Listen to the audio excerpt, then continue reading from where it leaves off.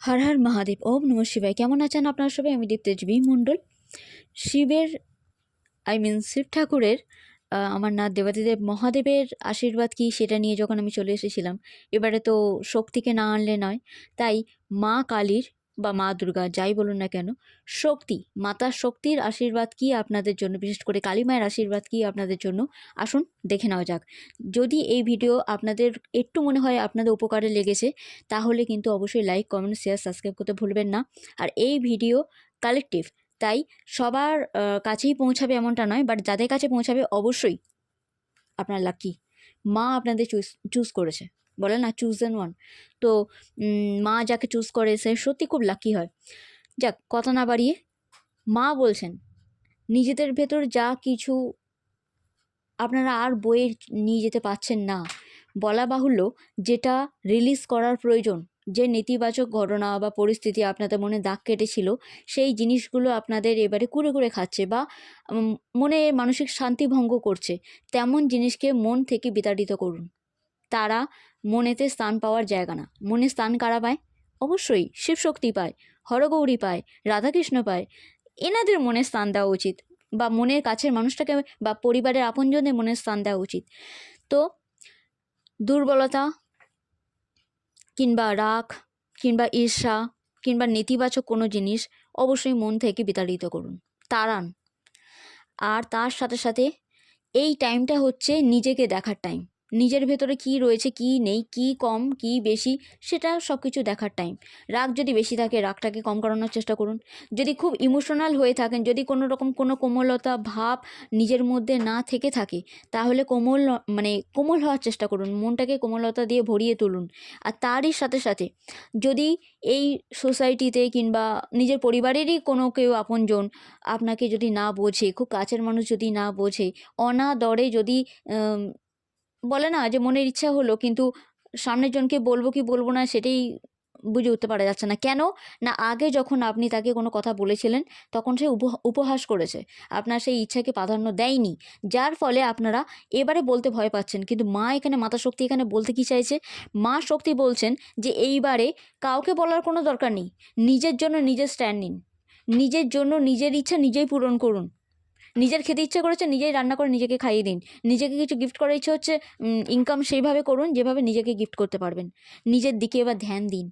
অনেক হয়েছে অন্যরা কি বললো সেই অনুযায়ী চলা, অনেক হয়েছে যে সমাজ কি বলবে সেই অনুযায়ী খেয়াল রাখা। এইবার পুরোপুরিভাবে নিজের উপরে ধ্যান দিন যে আমার মন কি চাইছে।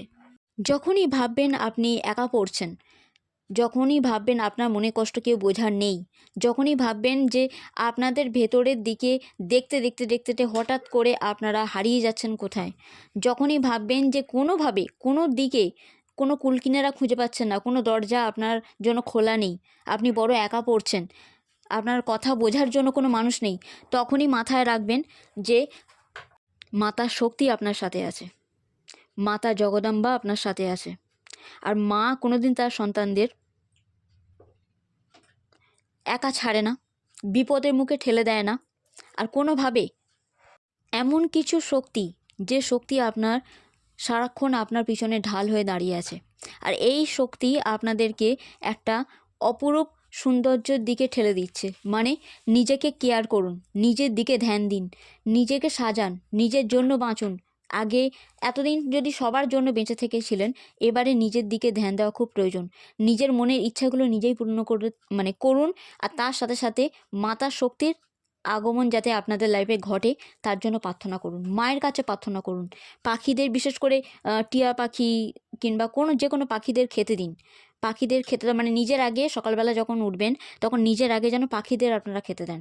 তাহলে দেখবেন মন খুলে বড় বড় গাছেদের সাথে, যদি আপনার কোনো কেউ না থাকে, আপনি যদি মনে করেন যে আপনি খুব একা, আপনার কথা কেউ বুঝছে না, এমন পরিস্থিতি কম বেশি মানুষের জীবনে আসে, তাহলে অবশ্যই আপনারা মোটা মোটা গাছের কাছে গিয়ে নিজের মনের কথা সেই গাছকে বলুন, সেই গাছকে ধরুন, হাত ধরে, দুটো হাত ধরে গাছের টাচ করে, আর সেই গাছকে নিজের মনের কথা খুলে বলুন।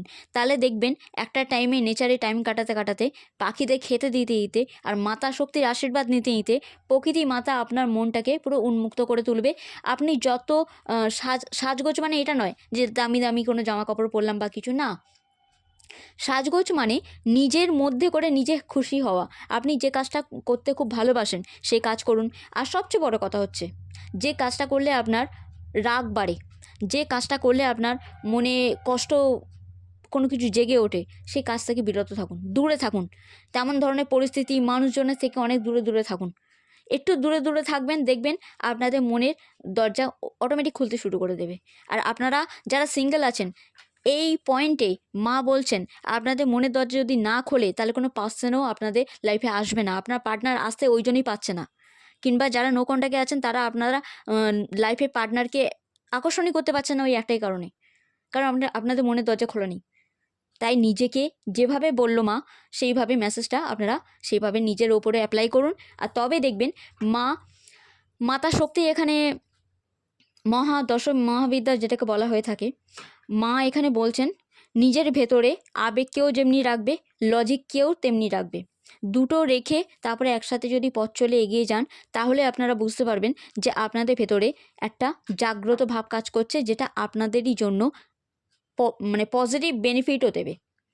আর মায়ের মতো হিং মন্ত্র জপ করবেন।